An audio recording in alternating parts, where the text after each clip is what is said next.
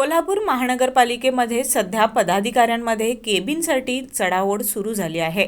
भाजप, काँग्रेस, राष्ट्रवादी, शिवसेना आणि ठाकरे गट या सर्वच पक्षांच्या गटनेत्यांनी मोठ्या केबिनची मागणी केल्यानं महापालिकेत केबिन वॉरची चर्चा चांगलीच रंगली आहे। पक्षाच्या परस्पर ईर्षेतून अधिकारी आणि कर्मचाऱ्यांची 2-3 कार्यालये एकत्र करून गटनेत्यांसाठी मोठ्या केबिन तयार केल्या जात आहेत।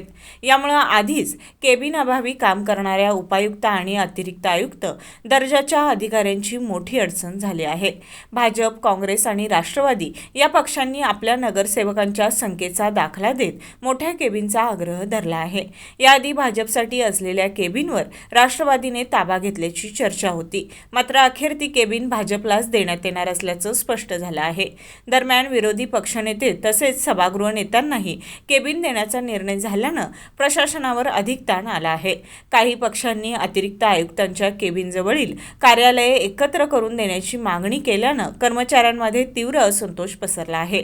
राजकीय पक्षांचा कारभार सुरळीत चालवण्यासाठी मोठ्या केबिन आवश्यक असल्याचा युक्तिवाद गटनेते करत असले तरी यामुळे महापालिकेतील प्रशासनिक कामकाजावर परिणाम होत असल्याची प्रतिक्रिया अधिकारी आणि कर्मचाऱ्यांकडून व्यक्त होत आहे।